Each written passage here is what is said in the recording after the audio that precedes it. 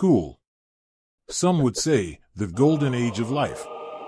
First life experiences, first boy-girl interactions, first loves, first psychological consequences from getting bullied by your peers. A bunch of firsts, basically. No one gives a fuck. What we are interested here, my dear followers, me and you and me. Us. Is, of course, Pokémon Nuzlocke, and the journey of becoming the best. So, buckle up, my dear followers, and get ready for part 5, the story of how a Pokémon Black Nuzlocke sent me to school.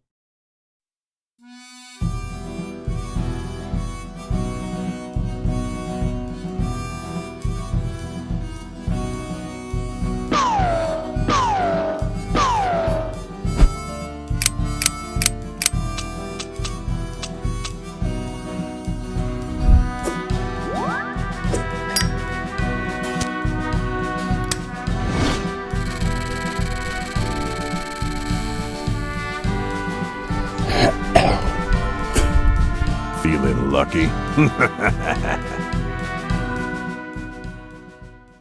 So, the next stop of our journey is Pokémon Black. We start in a cozy winter atmosphere, in a small wooden house, in a small peaceful town. We give our character a name and immediately get thrown in real-life situations. Our friends and us get a mystery gift, a choice between 3 Unova starters. I choose the grass type, Snivy, and take both of my rivals to school immediately after. I barge in on the female's father yelling at her for being a hoe, so she runs away pretending she's crying. Anyway, we run to the professor and get ourselves a Pokédex, after which our mother jumps in and hands everyone a town map.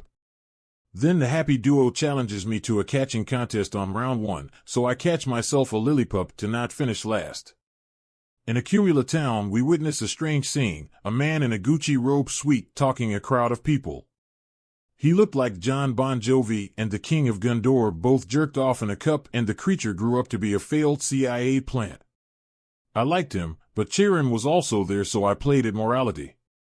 He talked about liberating Pokémon from their oppressive masters, humans. I didn't like the concept, so I resorted to thinking about Bianca's tight ass. He finished quickly, and we were approached by a new guy, an idealistic motherfucker. I beat him in a battle, which somehow strengthened his belief.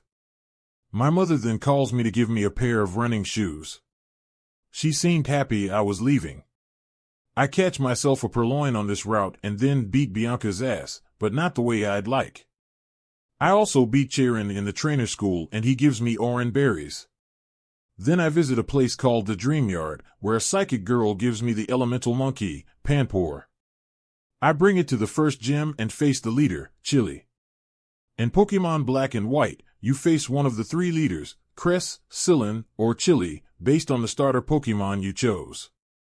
Each of them has a Lillipup, and one of the elemental monkeys, Cress has Panpour, Sillin has Panzage, and Chili has Pansear. They are also waiters by profession. I chose Snivy, ergo, I have to fight Chili and his Pansear. I euthanize his puppy with a couple of bites from my own, then do the same to the monkey, with the same move. Just like that, I have my first gym badge, and it looks pretty nice. Let's switch it over to Alexa, our guest teacher for the day. Hello, noble young viewers of Lucky Nuzlocke. My name is Alexa. I am the fictive representation of Pokémon Black schooling his ass, and I will document the lessons our modest hero learned in this latest sequence.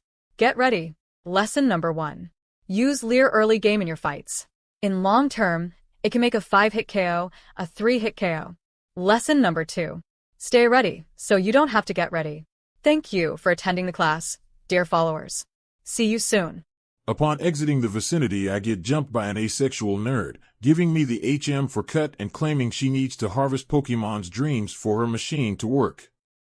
I go to the Dream Yard to bring her some dreams, and Bianca goes with me. There we encounter 2 C-3PO-looking motherfuckers kicking the shit out of a small, levitating elephant. Bianca then strongly claims their actions are mean and does nothing about it. I, of course, am then tasked with smacking the shit out of them, which I do. The situation resolves itself, and then the big elephant takes home the little elephant and leaves some dream mist for the scientist. I go visit her at her home and am rewarded with a pal pad. Yay. On the next route, we meet a girl whose Pokémon were stolen by the bad guys, and my friends are eager for heroic actions once again. I tag along and knock out 4 of Team Plasma guys, and catch myself a pussy-looking rock after that. The girl gives me some heal balls. Handy. Then I catch myself an Idino in the rustling grass, hoping it will have the ability Regenerator, which restores a portion of its health every time it switches out and, therefore, is OP. He turns out to have the ability Healer, but at least it is bulky. In Nacrene City, I nuke N's ass again. In Pokémon Black and White, when fighting you before the Elite Four, N uses the Pokémon you can encounter in nearby routes. So, for example, in Nacrene City he has a Timburr, a Pidove, and a Timpole that are all obtainable outside of nearby Pinwheel Forest. I go there after and catch the avatar of Lyato Machida and am now ready to face the gym leader. Besides being black, and the mother of all normies, Lenora also has a pretty dangerous team for this part of the game. She has a Herdier with Intimidate and Stab Takedown, and a Watchog who knows the move Retaliate. Basically, after you kill the Herdier, most of the Pokémon you have will probably die to a crit Retaliate from Watchog. Still, I noticed that the AI always goes for Hypnosis if it doesn't see a kill, so, after the Hypnosis turn, Retaliate does half the damage it would do immediately after Herdier's death. I Leech Seed the with Snivy and bring out Mildred. She tanks the takedown decently and finishes the dog with Secret Power. Fearing Retaliate, I switch to my Roggenrola, but it just misses its Hypnosis.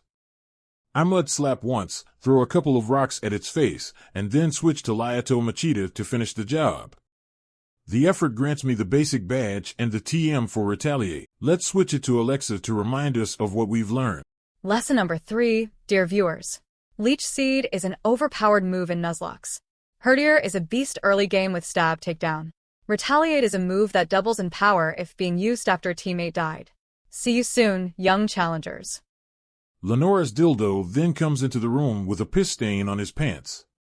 He summons us to the main hall, where Team Plasma Grunts are executing a thievery of a dragon skull. They do their vanishing act, which sends the citizens into a frenzy. Then brown dyed-haired John Bon Jovi shows up and I get sent to the Pinwheel Forest again. I am then forced to fight Team Plasma Grunts, but not before I catch myself a Sawaddle. I get the dragon skull back after beating the last Plasma Grunt, so the world is saved. Then, for more cheerful topics, I crossed the Sky Arrow Bridge to Castelia, which was actually a very nice experience. There is a lot of small errands to do in Castelia City. First, I get myself a water stone for the Pampor, the go to challenge the battle company.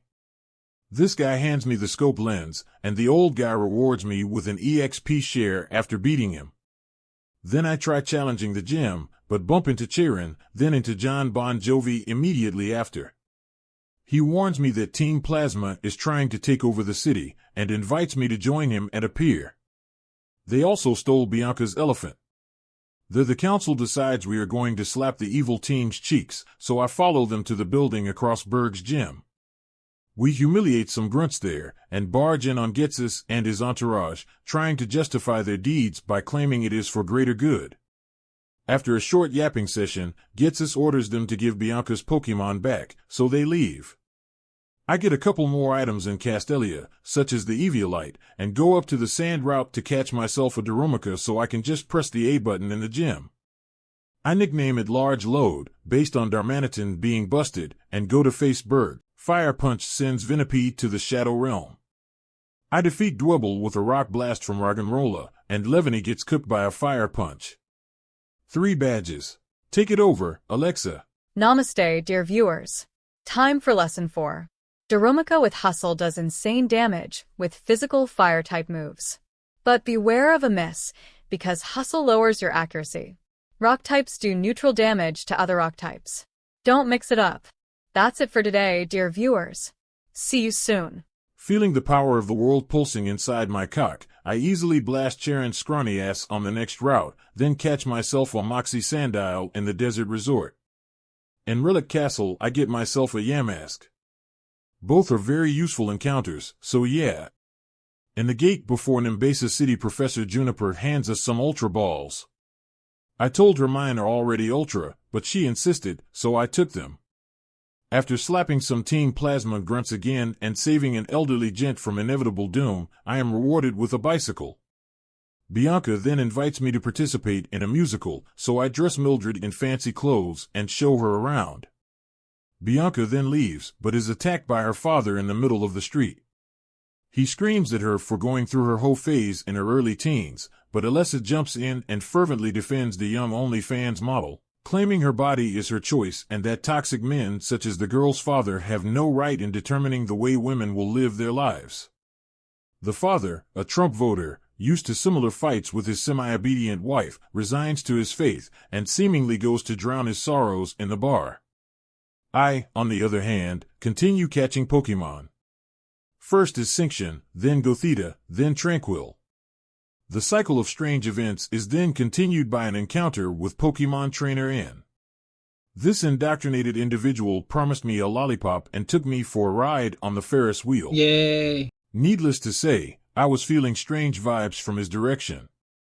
He was trying to hide his true intentions by admitting he is working with Getsus, but I saw right through him. As the ride was getting close to the end, he tried to gently touch my thigh, but I splattered my body to the glass opposite to him and threatened I will call 911. He calmed down, and we got out. Then, angry because of his rejection, he tried to force consent on me by asking, "Do I feel him?" I said no, and he challenged me to a battle. After I disposed of him, he gets in my face and claims he is the leader of Team Plasma and will conquer the world of Unova, making all people tremble in fear before him, then just leaves. With a strange feeling in my stomach, I go to face the gym leader Alessa. My Boldore kills one of the Amalgas with Smackdown, and Eviolite Sandile kills Zebstrika. I use Leapart to paralyze and torment the second Amalga, and then finish her off with a heavy stab boosted takedown from Rosalind. 4 badges. Take it over, Alexa. Glory to the Lord, dear viewers. Lesson 5 is underway. The move Volt Switch is OP in Nuzlocke because it helps you keep momentum or reset it, and does some damage too. The move Smackdown brings flying and levitating opponents to the ground, where they can be hit by ground moves. Things have changed. I can touch you now. Use your lessons wisely, young challengers. Cheiron challenges me to a battle immediately after, but he is light work. Alessa then introduces us to Alder, the champion of the Unova League. Alder then summons 2 preschool boys to fight us, so me and Cheiron wipe the floor with them. Alessa then pages the gym leader of the next city, Clay, to lower us the bridge. I use the opportunity to catch a ducklet. Clay meets us on the other side and promises us a gym fight if we do his job and run Team Plasma out of the city. I catch an Amalga on the next route and then rush into the cold storage to hand out some Slapperinos. I barge in on them performing a mating ritual with one of the 7 sages. The scene didn't surprise me and I was almost eager to participate. Still, good must fight evil, so I slapped the shit out of a whole bunch of them. Then Clay comes in with a gang of large, muscular men to escort the criminals outside of the perimeter, and he invites me and Cheiron to come and challenge him. In front of Clay's gym an incident happens, namely, Lord Getsus brought 7 Avengers with him, all eager to collide with the oil magnate. After threatening him for half an hour, Clay agrees on releasing the captured Team Plasma members if Getsus will immediately, and I quote, "get the fuck away from the vicinity." Getsus agrees and life goes on. Gym leader Clay is the master of ground types and also a notorious run killer even in vanilla games. His strongest weapon is his ace, Excadrill, whose steel typing and decent coverage make him a demon even in the easiest of Nuzlockes. He starts off with a Krokorok that gets nuked by a Razor Leaf from Levany. That baits Excadrill in. Fearing a rock slide, I go to Boldore to bait a Bulldoze for my Snivy switch. I wanted to leech Seed with Snivy, but misclicked and used Mega Drain. With that fail happening, I go to my Boldore on a rock slide. To my shock, it does half of my health. For some reason I was sure it would go for Bulldoze, so I went to Servine. Mistake. Had I thought better about it, I would realize two things. First, the AI mostly uses Bulldoze if the opposing Pokémon is faster than it. My Boldore wasn't. Also, Rock Slide evidently also killed, so it was a roll between it and Rock Slide anyway. The saddest part is that, had I simply gone to Sock, I would have done this. Yeah. Still, I finished the Palpitoad also and am granted my 5th gym badge. Here comes our replacement teacher, Annie, to walk us through this fight. What's up, Inkels? I'm Annie and I'm here to send you to school, bitch. Sit the fuck down and listen. Lesson 5 underway. First of all, don't be an idiot, don't misclick. Second of all, Generation 5 AI prioritizes speed-lowering moves if the opponent is faster. If not, it is not that likely. Finally, start using your brains. It's pathetic. Bye. I hope you somehow get involved in a car crash and live only to drink protein shakes from a straw your whole life, since the loss of sensation in your limbs made it so you need a nurse to wipe your ass every day. See you, boys. Thank you for that lovely shout-out, Annie. Always a pleasure. I beat Bianca on the city's exit and she gives me the HM for Fly. Clay removes the Electro-Ebb from the entrance of Chargestone Cave. I get in and am immediately greeted by 3 albino ninjas. They take me to N. He starts hitting on me again and tells me that I am the chosen one. Yay! He also explains to me why I am better than my friends. You're a wizard, Harry. And promises me we will meet once again at the cave's exit. Professor Juniper gives me a lucky egg, and then this happens. Arcan's high level of lethality is based on knowing the move's acrobatics, that does 110 base damage if the user is not holding an item. He is not. But, there is an out. If I get him to half health or below, his ability, Defeatist, will activate, and it will half his attack stat. So, my only 2 teammates who are faster than Arcan, or I thought so at the time, simply die to 1 acrobatics. Everybody else dies to crit, and is also slower. I hoped Mildred would tank a hit good, so I switched her in. She got nuked. Basically, now I'm fucked. In the end, I chose to sack Mildred, so Rocky Helmet damage brings him to below half and I have a clean switch to my Ducklet, who then kills with 1 bubble beam. Aside from the mistake of running into the optional, I feel I played to my outs really nice here, so I wasn't angry, for a change. I come back to catch myself a Drillbird in the dust clouds, then the Shadow Triad teleports me to face in, but he is easy work. He has a short fight with Professor Juniper after, but it's outside of my moral principles to repeat the repulsive things this vile person said to her. In Celestial Town, I am jumped by Professor Juniper's father, Cedric, and the gym leader, Skyla. She invites me to the nearby Celestial Tower to ring a bell. I catch Deerling on Route 7 and Lampent in Celestial Tower. Then I climb the tower to chill with Skyla above the clouds. I ring the bell and use the moment to ask Skyla, can I ring her bell too, to which she laughs. She then takes a step back and tells me I am a strong person, but not stronger than her, and that she will prove it in our battle. I bounce into her gym with an Amalga and start nuking motherfuckers. 1 spark takes out the lead Swoobat. Volt Switch does the Unpheasant in, and then 1 Thunder Fawn from Rosalind sends the Swan to the Shadow Realm. 6 badges. This fight was pretty clean, so no Alexa, or Annie, this time.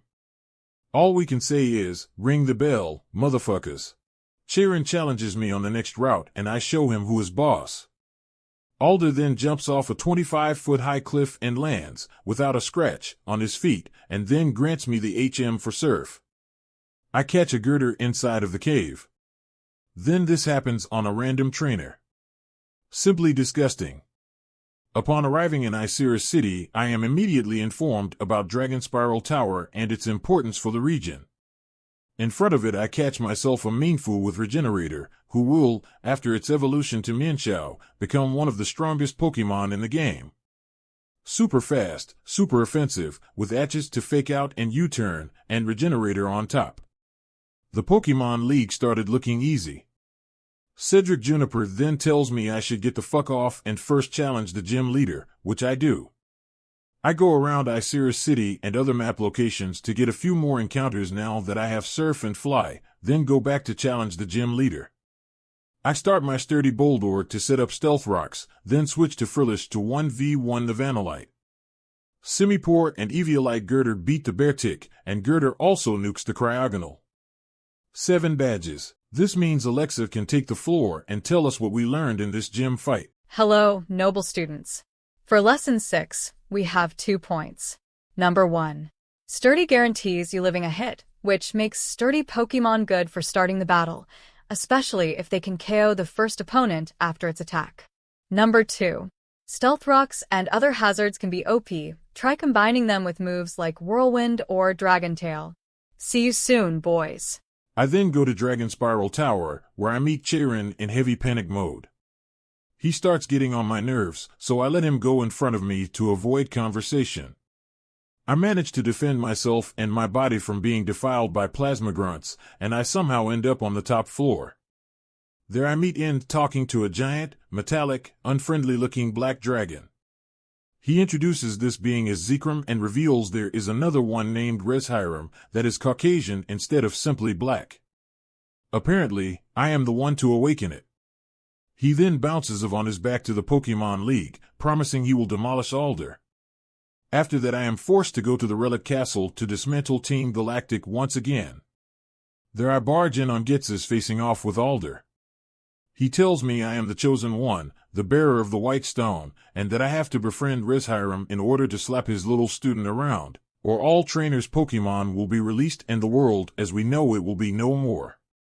My contemporaries shit their pants and invite me to the Nakreen Museum, where they hand me the Light Stone and send me to Oplucid City, where the last gym leader, Drayden, awaits. Tom, I knew you'd come one day.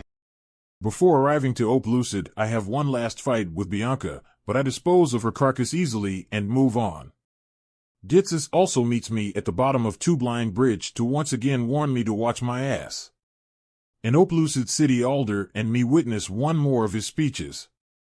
He seems to be getting the crowd on his side. Gym leader Drayden and his Darth, Iris, give me almost no valuable information, so there is nothing else to do but resorting to violence to solve my issues.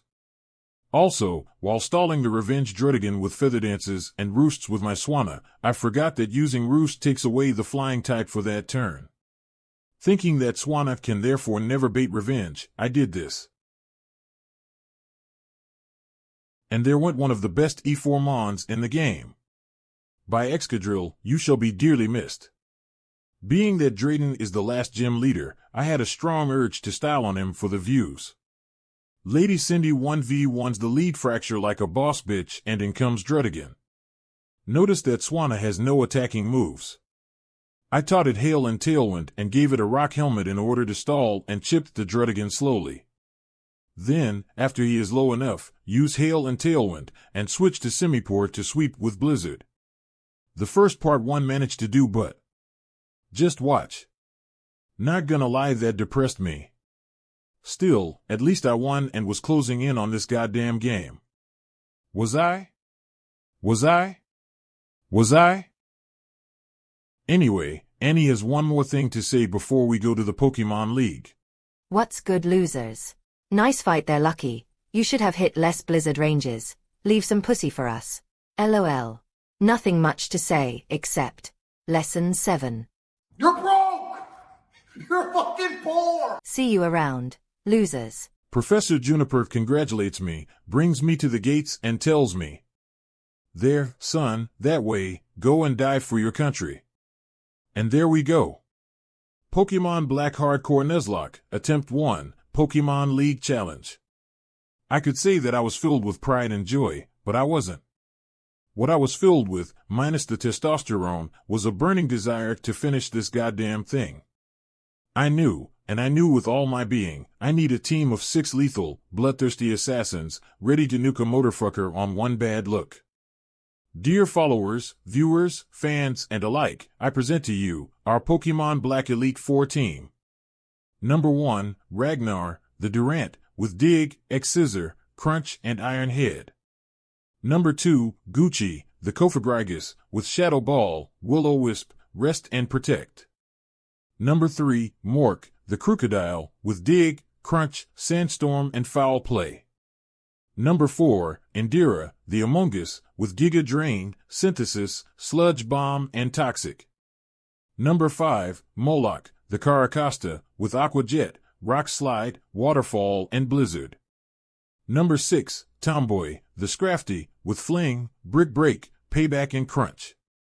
Locked and loaded, packed and ready, sexy, lethal, and cool, me and my brethren stepped into the Elite Four gates. Namely, in Pokémon Black and White, the player, in this case us, dear viewership, can choose the order in which he will face the Elite Four members. For my first opponent, I chose the Ghost-type master, Chantal, since I was afraid of her Chandelure the most. Durant and Among Us finish the lead Cofagrigus, which baits out the Chandelure. My Caracasta tanks the Fire Blast, then I go to Scrafty to tank Shadow Ball. I gave Scrafty a Hyper Potion to Fling, so he does enough damage to guarantee a Crunch kill with Crocodile. This guarantees me a Moxie Sweep with Crocodile, since I outspeed the rest of her team. Or I would. Hadn't I forgotten about Flame Body. Among Us takes care of the rest of Chantal's team, but I was still made for not remembering to equip Rostberry and styling on her with Fling and all. Next up is Marshall, the Fighting-type master. Being sure my Among Us will live a crit Stone Edge, I decide to Toxic Stall the throw and, of course, this happens. Still, it didn't send me back, because I knew I could beat the rest of the E4 with 5 Pokemon. I finish with Cofagrigus, then Salk comes in.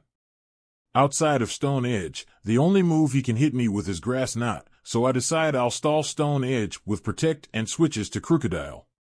I manage to do it and do the same to Conkeldurr. On the Mincheo I just switch around until he crashes out with high jump kicks. 2 more. The next up is Grimsley, the Dark-type master.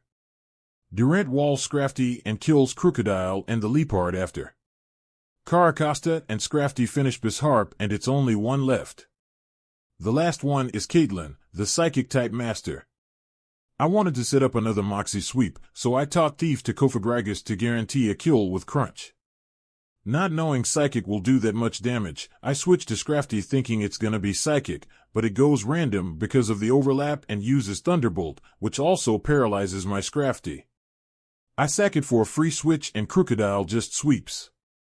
Now Elite Four champion, I climb the giant stairs feeling like Rocky Balboa. On top I find N literally bending over Alder. Alder falls to his knees and starts crying, while N gets in my face and starts screaming random chants. Then the ground starts shaking and a castle, that somehow went years unnoticed, rises up from the ground above the league. Now I only have 2 fights left, against N and against Getsus. In Pokémon Black and White, you are also allowed to change up your team in between these fights, so I decide to switch my 2 dead team members with Sawsbuck, whose assignment was killing Getsus Seismitoad and Lady Cindy the Cinccino because its speed and utility with Charm, Captivate and Thunder Wave and Power hits with Max Friendship return. I approach to face in, and he summons his Black Dragon. My White Stone starts reacting after that, and turns into a white, Caucasian dragon, ready to slap around his adversary. I catch it because the game forces me to, but refuse to make it a member of my team. And then heals my Pokemon and we start the dance. I switch between Cofagrigus and Crocodile to stall Zekrum's Fusion Bolt and Giga Impact, leaving him with only Zen Headbutt. Now that he can't hit Crocodile, I am free to kill with 2 digs. Light Screen doesn't bother me, because all the moves I have to use in the next couple of turns are physical. Thinking Iron Head kills Vanillux, I go to Ragnar, but fail at killing and die to Blizzards. I finish it off with Caracasta and bait Zoroark with Focus Blast.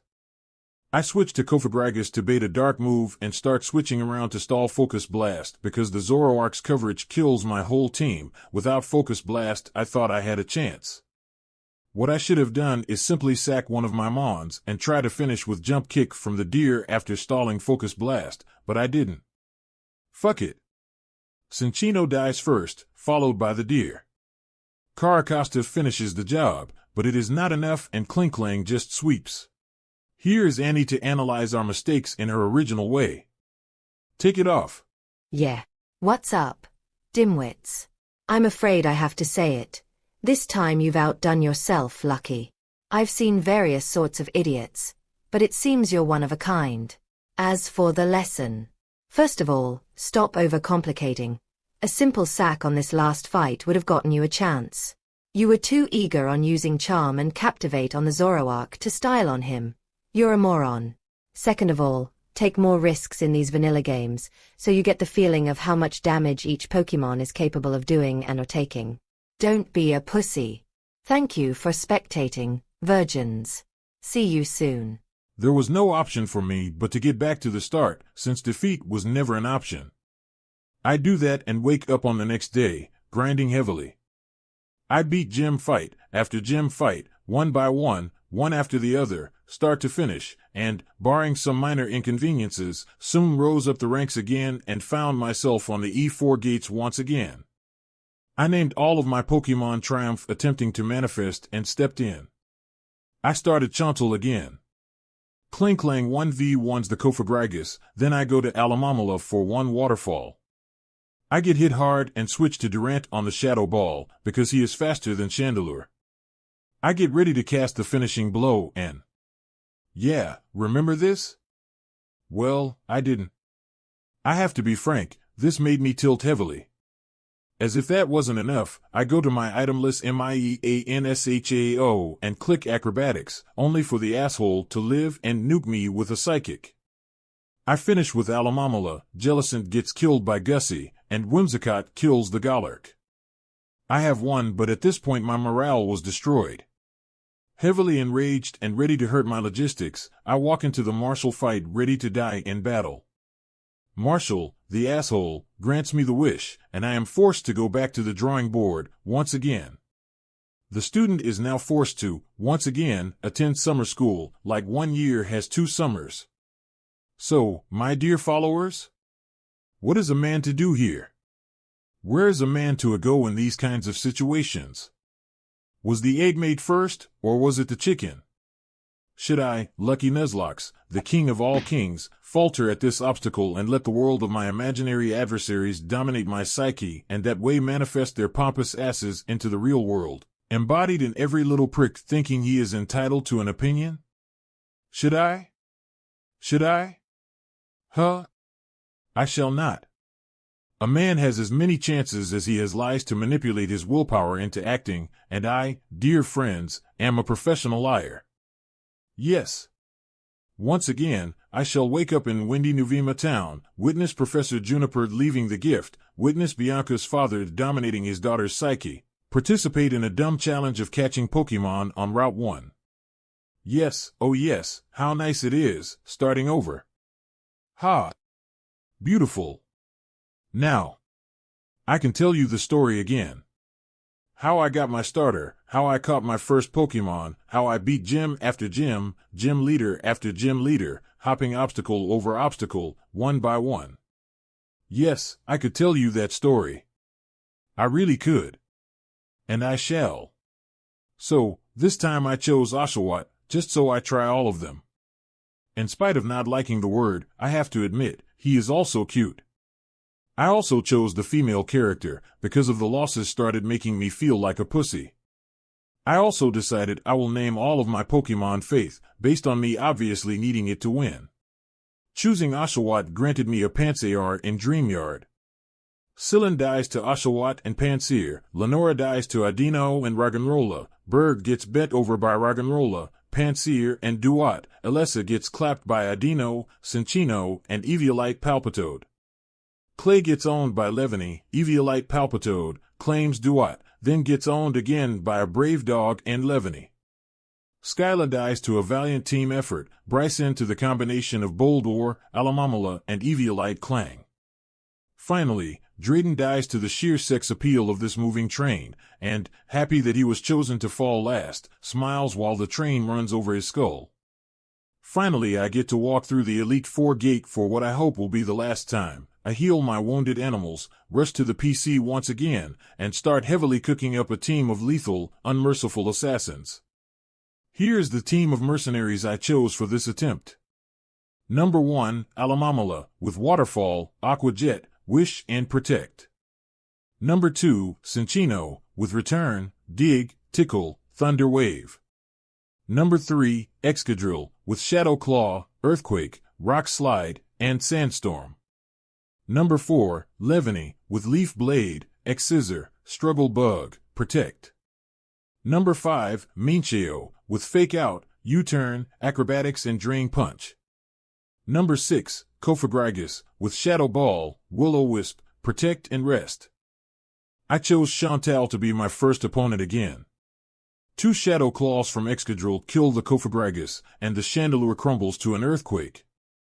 Levany then chains Galark and Jellicent, and we win the fight. Second up is Marshall.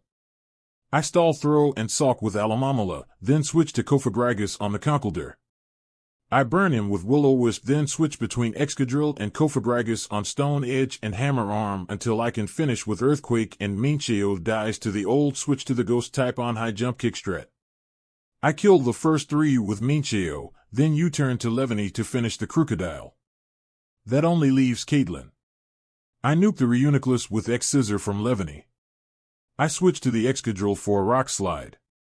Ice Beam brings me low. I Rock Slide again knowing he'll potion.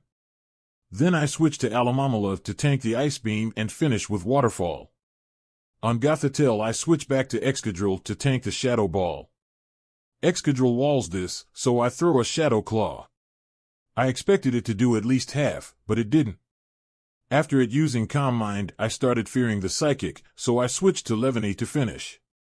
On the Musharna, I switch to my Cinccino, but he gets nuked so hard with the Psychic I start reconsidering my hobbies. I go to Mincheo for a Fake Out and U-turn, then finish dodge a crit on Excadrill and finish. I discard Cinccino's carcass and replace him with a Boldore, then step up to face N's crazy ass one more time. He stood there waiting for me, evidently frozen in space and time due to sexiness of my hips. He never forgot them from the first time. I walked in, shook my ass, and winked. He was disarmed. Still, he managed to focus his mind and approached the battle phase. In guard. I use my sturdy Boldore to set up Stealth Rocks on the lead Zekrom. Then I go to Excadrill to finish him with Earthquakes. Zoroark then comes with Focus Blast or Flamethrower, so I switch to Cofagrigus. He baits Night Slash, so I go to Mincheo and finish him with Fake Out plus Drain Punch. The coming Klinkling also dies to a Drain Punch, as well as the Vanillux. The following Archeops I bring to Defeatist with Boldore, then finish with another Smackdown. Caracosta Sturdy gets broken by Stealth Rocks, and I finish with Mincheo. I should have pivoted through him to Levany for a safe kill, so sloppy play, but I win. Last up is the Mastermind, Getsus. I switch to Excadrill for free on Toxic, because he walls the Mummified Abomination. Exca finishes, Hydreigon comes out. I then switch to Cofagrigus for a burn, then to Alamamala thinking she would tank Dragon Pulse better. She doesn't.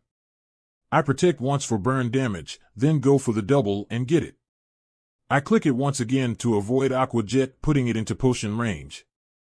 Alamamala dies and I switch to Mincheo to finish with Drain Punch. Then I make the mobilest of all mobile plays. See, Buffalent ability is Reckless, which powers up his recoil moves, Head Charge and Wild Charge. Head Charge also getting the stab boost. This Buffalent can soon make you wish your mother was still breastfeeding you. I decide to switch to my 3 HP Cofagrigus to give to Buffalent the ability Mummy, so I can survive a potential lethal Head Charge with my Mincheo and finish the asshole off. Mincheo then comes out and Drain Punches, but still doesn't live even one Head Charge. Luckily, I gave him the Rocky Helmet before the fight, so he takes the Buffalent to hell with him. Then I send out my Boldore to bait the Seismitoad out, because I can easily finish it with Levany and, therefore, bait Flamethrower Electros. That enables me a relatively safe switch to my Eviolite Boldore with Smackdown.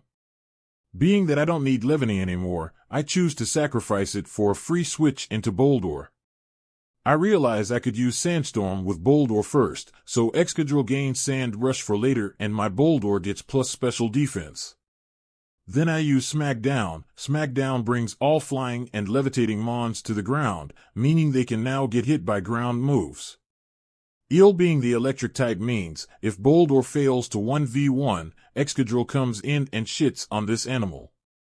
Boldor loses the 1v1 after gets his heals, but now I am free to bring in Excadrill and Sweep.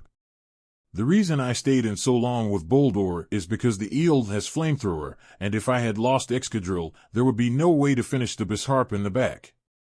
Anyway, we get the dub. That was slightly sloppy, but still had some mobile moves throughout the run, and are more than deserving of bearing the title of Unova League champion. In the end, dear followers, although this game did take me to school, I learned a lot through the gameplay. Most of my mistakes still come from ADHD gameplay, where I don't focus properly on what I'm doing and keep pressing buttons. I know when I'm locked in, am slapping bitches around.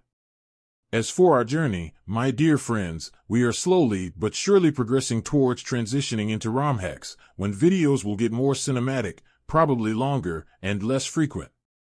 Next game we will be playing is Pokémon Black and White. Will it be a humbling experience, or will I flawlessly nuke it? No one knows.